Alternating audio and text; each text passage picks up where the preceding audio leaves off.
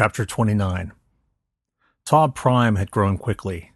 The cabling, fiberboards, plastic ties, rubber sheathing, and other digestible material had provided it the mass it needed to escape or fight. It continued moving beneath the floor, pausing now and then to peek through the gaps it made in the floor tiles. Prime saw where its tormentors stood, but more importantly, it saw the lights. Something had caused the lights to flicker and, in some cases, go out. Confused, Prime followed the path of where the flickers and outages occurred. They lay along the same route it had traveled since first escaping. Prime deduced itself might be the cause.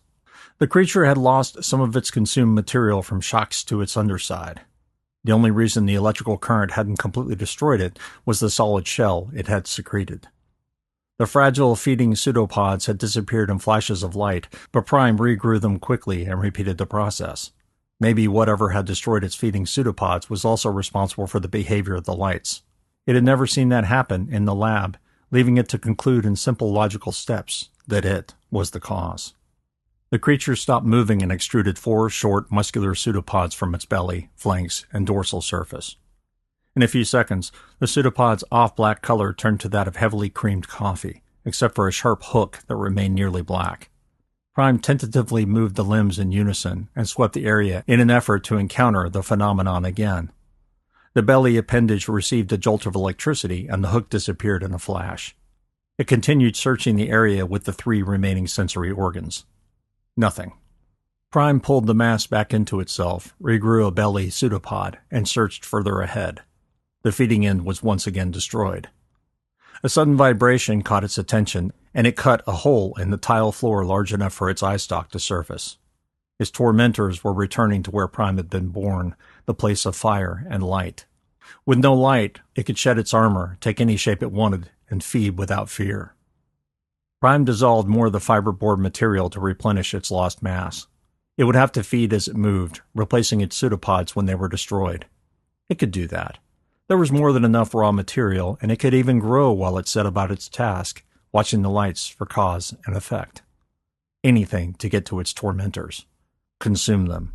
Become. As they reached the entrance to the metal laboratory enclosure, Shauna saw another bank of lights go out. The overheads, which had once been ridiculously bright, dimmed. Portions of the room now had shadows and, in some places, gloom. "Sarah!" Shauna yelled.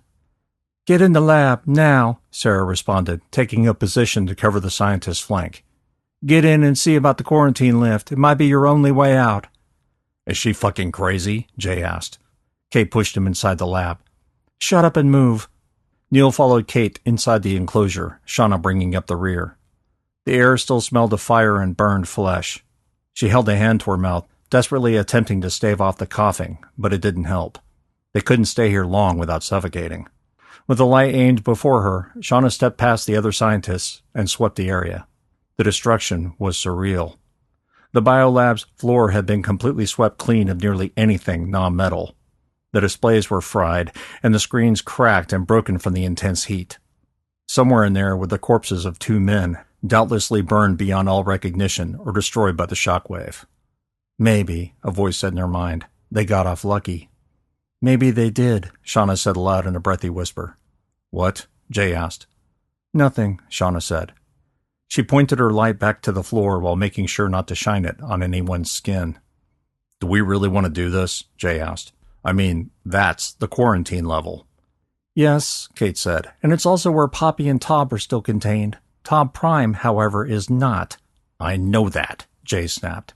"Look, if Sarah and her crew kill Taub Prime, we can end the lockdown," Neil said. "Then it won't matter what level we're on." Jay took a step back from them, his weary face barely visible in the dim ambient light. "Know what that lift is rated for?" "Not a clue," Shauna said. "You, Neil, and Kate go down first. Just send the lift back up when you're down." "What are you going to do?" Kate asked.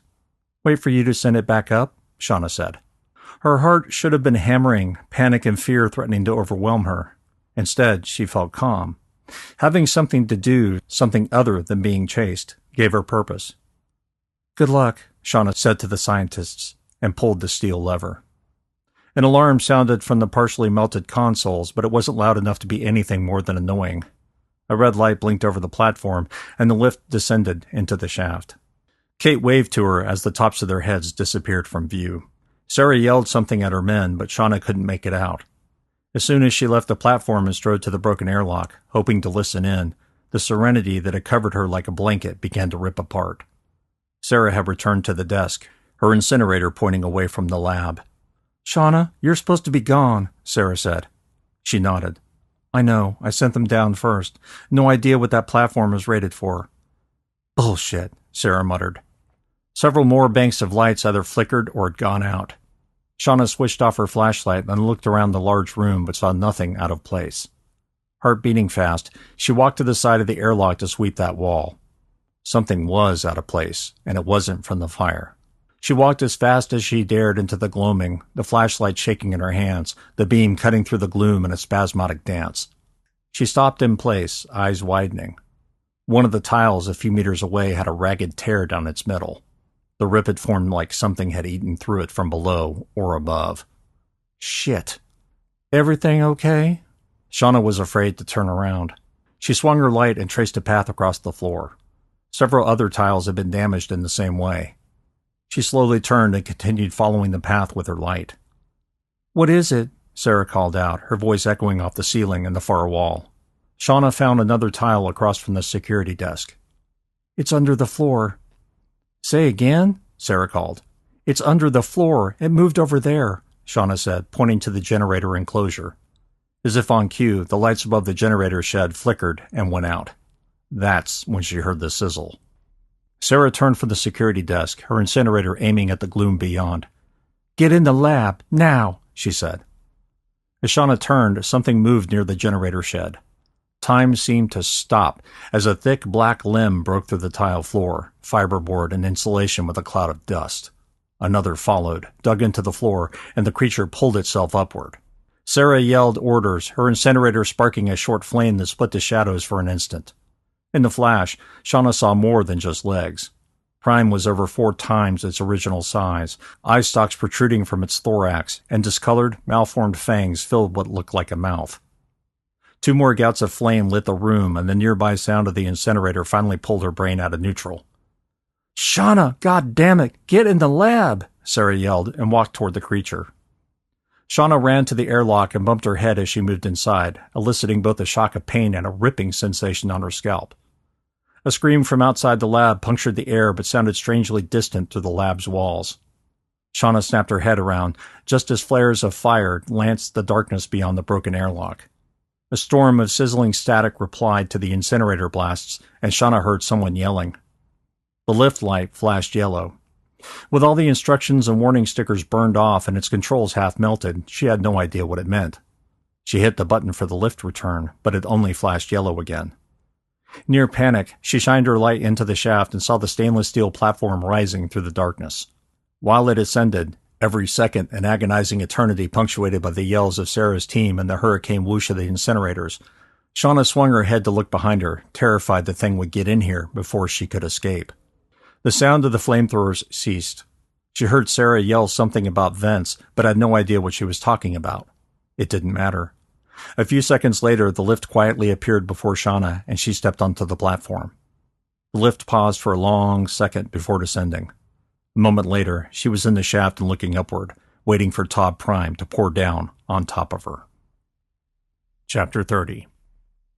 It didn't take long for Catfish to realize he'd made a huge mistake. His foot screamed at him with every movement. A tear of pain threatened to roll down his cheek, but he fought it off by gritting his teeth. He wondered if he'd have any enamel left on them by the time the day was done. "Assuming that's not all that's left of me," he said to himself. The air shaft led into the ductwork that crisscrossed above the laboratory level. The metal dimpled beneath his knees as he crawled, but he barely noticed. His powerful flashlight easily illuminated the darkness before finally petering out some 5 meters ahead. The corners and bends in the duct design didn't exactly help him in figuring out where he was. He knew they should be nearing the lab, maybe entering above its generator or the other infrastructure equipment. Somewhere up ahead, they'd find a vent they could drop through. He hoped. "Nothing yet?" Givens asked. "No," Catfish said over his shoulder. "Nothing but more metal." "You going to make a joke about a TV dinner?" Catfish grinned. "Fuck no." Givens loosed a grunt that might have been his version of a laugh. Somebody should. Although they spoke quietly, their voices echoed through the vent, along with the scrape of the incinerators occasionally rubbing against the duct ceiling. He couldn't imagine how they would have fit inside normal-sized ductwork, even without the tanks on their backs. Then again, when you were 20 or 30 meters below ground, you wanted to ensure you had enough air. A sound hit his ears, and he stopped, head cocked to listen. Voices. Givens? I hear it, he said. How many? 2, I think. Maybe. Before he could say 3, the whoosh of incinerators blasting fire drowned him out. He felt a rush of heat pass by his face as if from a desert wind. An instant later, a sizzling sound, loud and as if it were next to him, filled the duct, followed by a bang that briefly interrupted the wave of static. Catfish froze, his body instantly seizing up. That sound. He'd heard that sound when M2 dissolved sheetrock, wood, human beings. Somewhere up ahead, an incarnation of M2 had broken out of its cell, and it was right next to a vent leading to their duct. Even now, a tentacle might be snaking its way around the... A bolt of pain rattled through Catfish's foot, breaking his brain's downward spiral into panic. Howling and terrified, he glanced over his shoulder, certain he would see an impossibly black talon slashing at his face. Instead, it was Givens. The man's face had turned scarlet, and Catfish suddenly realized Givens had been yelling at him. "Asshole, get that incinerator ready. We have to push." Push. The word rattled around his brain, looking desperately for something to cling to. Push. This psycho, a calm voice said in his mind, would like you to go toward the sound of certain death. Ready? "Are you out of your mind?" Catfish yelled at him, the pain still making him see stars. Givens reared his fist back to punch Catfish's boot again. "Sarah and Shauna are down in that," he said. "We have to get down there. Blast it if you see it." Another wave of heat accompanied a chorus of incinerators. The sound of sizzling receded in volume, but it was closer, just the same. Much closer. Catfish moved forward, his handheld incinerator clutched tightly in one fist. The duct dimpled beneath him, but he hardly noticed. A junction up ahead offered them 2 ways to continue, right and left. The sounds echoing through the vents now seemed to come from everywhere. Could have split itself, Catfish whispered. "What?" He didn't answer. Would it do that? Wouldn't that leave it more vulnerable? From what he'd seen aboard Leaguer, not to mention the film from the other 2 incidents, it was all or nothing with them 2.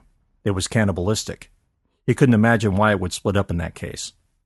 The skittering sound of a giant spider running across a thin tin roof echoed through the duct. "Go left," Givens said. "Stay a meter or 2 from the junction and cover that side. I'll do the same on the right." Catfish obeyed without a word, flashlight shaking from his movement and the shivers crawling down his spine. The darkness at the end of his duct flickered as though firelight were reflected through an open vent. He squinted as he tried to see if a vent was up ahead. The skittering sound paused, and Catfish felt another tingle down his spine. He'd been so busy looking for a vent he hadn't focused on what was down the other end of the duct. He thought he knew now. The flickering light from a vent further down the duct illuminated something in the shadows, or rather a solid shadow. His eyes widened, and he pulled the trigger. A jet of fire flared across 6 meters of metal, the flash illuminating the thing. The creature filled the duct except for 2 crab-like legs that jutted from its front. It had a maw ringed with fangs, each pointing toward a small opening that glistened like a strong light on heavy oil. The thing ducked its head, its mouth shutting and turning a more tannish color as the fire roared across its surface. The metal beneath him began to warm as the thing danced in the duct, the rattling sound practically deafening him. It made no noise, which somehow made the burning thing all that much worse. The fire quickly died except for a few flames still smoking on the thing's back. The creature stopped moving. Catfish held his breath, waiting for it to come toward him while his heart thrashed, but it didn't move. "What are you? Why didn't you burn?" His flashlight raked across the creature, eliciting vapor, but nothing more. The creature's color had changed from jet black to a lightly creamed coffee and had grown a shell. In the halo of bright light, he watched dimples appear around its mouth and on its short, thin limbs.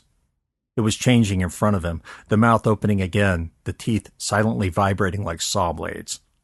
Its legs scrabbled at the sides of the duct, sharp talons grinding into the metal for purchase. It moved toward him. Screaming, Catfish triggered the incinerator while shuffling backward. Another blast of fire erupted and scorched the duck's metal surface before he finally aimed directly at the creature. The flames washed over the creature's shell but hardly slowed it. A rage of panic sizzled across his brain, and all he could do was hold the trigger down and keep moving backward. His knees burned, both from effort and the quickly heating duck's surface. The boot clomped into the metal again and again, and sharp waves of pain rolled across his already shorted-out nervous system, but he kept moving. The creature's skin became lighter and lighter, crumbs of black rising from its body like a pulverized lump of coal. It was shrinking. The legs grew darker again, but the creature had retracted its head into itself, like a turtle hiding in its shell. It continued moving forward slower and slower. The constant gout of flame crisped and singed his unkempt beard and eyebrows. His knees shrieked with pain as the metal beneath him soaked up the heat. Catfish was faintly aware he was yelling hard enough to rip his throat, but he didn't stop. The creature ceased moving, its limbs and sensory organs disappearing into its shell. The shell now looked more like stone rather than something biological. Catfish finally dropped his finger from the trigger and breathed in painful gasps while waiting for it to move. It didn't. Givens yelled something, but Catfish couldn't understand it. Christ, his knees hurt. Felt like he pressed a red-hot iron against them. And was that plastic melting? Maybe his boot had. His vision blanked momentarily before reappearing, a field of stars racing across the world. An instant later, the pain rocked him, and he turned sideways in the duct. Givens crouched less than a meter away, his fingers snapping. "Hey!" Givens yelled. "Move forward!" Woozy from the encounter with the creature, not to mention Givens's cuff of his head, Catfish seemed stuck in neutral. He caught movement over Givens's shoulder, and his eyes widened. The vent beyond had become mouths, talons, and mandibles, all vibrating in the light. In the center of it all, a single blue eye blazed with malevolent intelligence. With a yell of his own, he turned in the tight space and crawled forward as fast as he could. The creature he torched might still be alive, but he didn't care. He pulled back a fist and struck the burned shell. He barely registered any surprise when the carapace shattered and a much smaller thing sprouted tiny legs from its thick shell before skittering toward the duct exit. He reached the torn vent where the creature had first entered and tumbled through the gap without even bothering to see where he'd land. He dropped nearly a meter before striking metal and plastic and struggled to raise himself to point his incinerator back at the ceiling. 2 seconds later, Givens dropped through with a yell, his incinerator pointing upward. Flares of pain spread through Catfish's nervous system. His boot had hit the metal first, but he still had enough sense to look for the other creature. The smaller M2 entity sat at the edge of the metal box they'd landed on, its tiny legs trying to carry it off the housing. Catfish blasted it with the incinerator just as its surface rippled with black bubbles. The creature exploded into a fireball of flame before disappearing into a cloud of hardened crumbs. A blast of fire rocketed past his face and toward the vents above them. "Hey!" Catfish yelled. "Cease fire!" "Fuck that!" Givens said and pushed Catfish hard.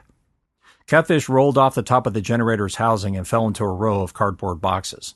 Lightning bolts of pain flashed across his back and elbow, making tears run from his eyes. His daze broke when he heard Givens screaming. He looked up just in time to see a set of limbs push through the rip in the ductwork. Catfish, vision blurred with pain and panic, pointed his incinerator at the open vent. A spray of mist settled over his face. He watched with horror as the limbs retreated, Givens's upper torso impaled by one of the alien-looking appendages. The soldier's face rolled to one side, his eyes staring down at Catfish as if in lamentation. The limbs lifted back into the duct, the metal shearing Givens's remains at the neck, his head dropping to the floor with a wet crunch. Catfish didn't hear his own yell of rage as he pulled the trigger, and a jet of fire lit the dark room.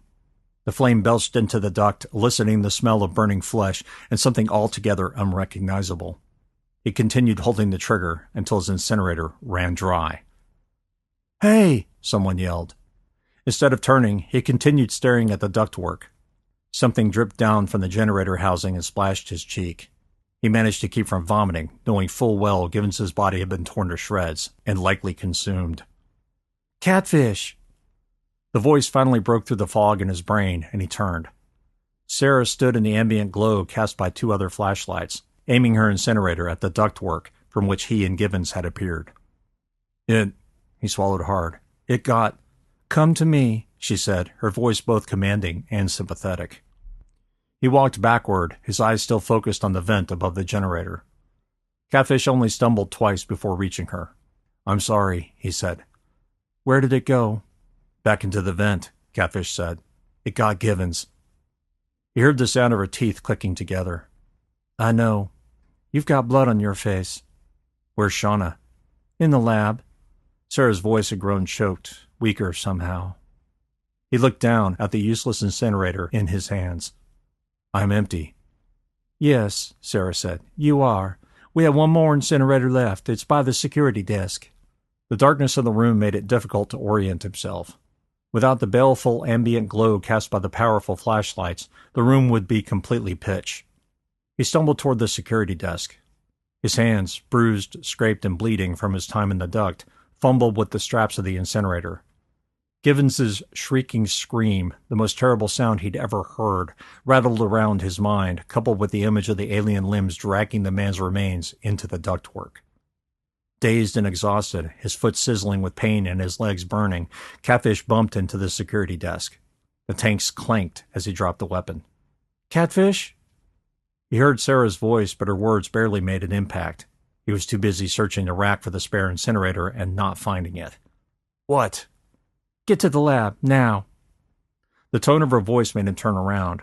Then he heard the sound of talons rattling through the vent as if on a plate of thin aluminum. "Where?" he asked in a small voice, although he already knew. It was near the generator. It ceased for an instant and started up again. Now it sounded as though it were all around him, all around the room. Catfish turned back to the rack, his eyes finally focusing on the collection of tools. There was the other incinerator. He pulled it from the rack and shuffled into the straps as quickly as his trembling hands allowed. "Get into the goddamned lab," Sarah said again, her voice nearly a growl. He looked at where her light pointed, and the breath in his lungs emptied in a rush. A long limb, thick at its base with a hooked talon jutting from its end, had snaked out of the vent. A terrible squealing, rending sound echoed in the room as the creature ripped at the duct, trying to tear through the metal and escape. Sarah's incinerator came to life, as did the other soldiers. The jets of fire roared from the weapons almost loud enough to obscure the sound of the creature ripping its way through the ductwork. Catfish's brain finally kicked into gear, and he ran as fast as he dared through the near darkness and to the lab. "Shauna!" he shouted. Not waiting for a response, he crouched through the broken airlock and into the darkness beyond. He yelled her name as he frantically scanned the area with his flashlight, but he saw no one. "Where are—" He stopped mid-sentence, his eyes finally recognizing the open lift shaft. He aimed the flashlight into the shaft, the light reflecting off old steel. The lift, still at the bottom, was empty. Shallow metal rungs ran up the sides. Catfish cursed, knowing damned well his booted foot couldn't fit into the rungs. A scream erupted from outside the airlock, followed by a storm of static and the whoosh of the incinerators. Sarah yelled something, but he couldn't hear what it was. The lab shook as something massive slammed into it. Catfish turned to peer out the fractured airlock, but he couldn't see much of anything apart from the brief flash of an incinerator. He maneuvered until he had a sightline and poked his head out. In the glow of his flashlight, he saw what looked like a deformed spider tearing through the remains of the large room. The sound of frying bacon rose as a long proboscis lanced through the raised floor, consuming anything the creature could digest. Flames licked off the creature's surface, but the thing wasn't burning. It was growing. The creature suddenly paused, one of its eye stalks swiveling in his direction. A cold blue eye stared at him with curiosity. He held his breath, his mind frozen at the sight of the creature. The bright light cast by the flashlight raked across M2's surface, eliciting tendrils of smoke, but nothing more. The creature's eye stalk bent in his direction as if growing, lengthening to get nearer to him. A pair of mandibles hungrily clicked together, as though in anticipation. Then it rushed him. The creature covered the 10 meters, separating it from the lab in less than 2 seconds. Catfish had time to stumble backward further into the lab before the creature smashed into the steel wall. The lab trembled and burned detritus shook loose from the ceiling like dust. Panicked, Catfish ignored the bright flares of pain from his foot and walked away from the airlock as fast as he could. A tentacle swept through where he had been, its hooked talon scratching at the floor as it tried to find him. Instead of trying to run away, something he couldn't do, he lifted himself onto the console and rolled over the shattered glass pane and into the specimen lab. The remnants of the protective glass dug into his back and side as he landed on the floor. He screamed in pain before covering his mouth to dampen the sound. God, it hurt. The glass had ripped through his clothes, and warm trickles of blood streamed down his perforated skin. Something slapped the wall beyond him. Catfish's breath stopped when he looked up. His flashlight, flickering in a near strobe, showed a hooked tentacle licking the air above him. Todd Prime was searching for him. He hit the flashlight hard with his bleeding palm, and the light stabilized for a moment. Rather than pointing it at the tentacle, he used it to illuminate the area around him. Shattered glass, shattered instruments, shards of metal and blackened streaks from fire surrounded him. The tentacle bent toward him, its end flicking back and forth, trying to find something to shred, tear, or grab. Hard hammering, Catfish used his bleeding hands to push himself backward along the floor and away from the probing tentacle. He kept the light shining to the side of the creature, not wanting to give it a hint of where he was. Could it sense light? He didn't know, which was reason enough to try to stay in the dark as long as possible. The tentacle continued sweeping, lengthening to reach the floor. A brief wave of static filled the lab. The tentacle's end was no longer solid, but glistened like liquid as it vacuumed any consumable material. Catfish continued shuffling backward, his body shuddering in fear. Several seconds passed before the tentacle once more became solid, retracted from the opening, and disappeared. Catfish held his breath, the light still focused on the floor, the ambient glow barely illuminating the observation room beyond the lab's shattered glass windows. It was gone. He stayed where he was a few seconds longer, afraid that any movement might alert the creature to his position. Then he heard a shuffling, sliding sound, as though something was being dragged across the floor. Static, much louder than before, drifted through the shattered windows. The creature was still inside the lab enclosure, but now it sounded as though it were near the quarantine shaft. The shaft, Catfish thought. Jesus, I have to... He raised himself from the floor with a silent howl of pain, the wetness of warm blood on his skin making him wince. His lacerated back and arms burned, but he ground his teeth to bite back the pain and not give it voice. He cautiously shined the flashlight over the floor beyond the broken windows. No tentacle. Barely daring to breathe, he swung the light in a slow arc toward the airlock. His breath hitched and his mouth opened in horror. What he saw at the lab airlock entrance broke his brain. Something like a jet-black millipede moved its long, thin body through the damaged steel. Hundreds and hundreds of tiny legs clicked on the hard floor while it moved further and further toward the quarantine shaft. As he watched, the thing's head sprouted two sets of eye stalks, each bending to peer into the shaft and the level below. Catfish aimed his flashlight at the wall nearest the shaft to provide ambient illumination. He wished he hadn't. The creature seemed to be sniffing the air or perhaps sensing the light. The rest of its body entered the airlock, its rear flipping up like a scorpion's tail, three sharp talons jutting from its flipper-like end. The thing paused, the black orbs of its eye stalks spinning crazily. One of them swiveled toward him. Catfish killed the light and froze in place, his breath coming in ragged gasps. More clicking, more radio static, more fear. He closed his eyes, fearing what might be approaching him in the dark. If it was going to move through the lab's interior, he'd have no chance. There was nowhere to run to. He was finished. The seconds passed like an eternity. Then he heard the sound of liquid as if dropped on a tile floor, but thicker, so much thicker. Oil. Catfish opened his eyes and stared into the darkness, head cocked to one side as if to hear better. Todd Prime dragged itself with the sickening liquid sound of sewage sliding over concrete. Its legs no longer clicked on the floor, and suddenly he realized what it was doing. It was going down the shaft. He carefully hoisted himself back over the windowsill and into the lab's observation area. Clicking the light back on, he panned its beam over the immediate area. Polished steel glared back, the reflection nearly blinding him. He slowly walked forward, his shoe and boot crunching on shattered glass and metal remnants. When he turned the corner, he saw the creature's tail jutting up from the shaft before disappearing. He stumbled to the shaft and carefully looked down into it without a thought.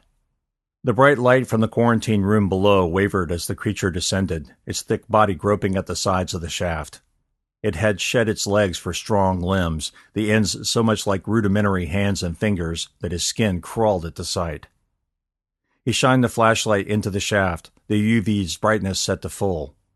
The light skittered across its carapace, eliciting tendrils of vapor, but nothing else. An eye stalk grew from its rear, a cold blue eye staring at him with disinterest from its end. The creature didn't pause, but continued down the shaft.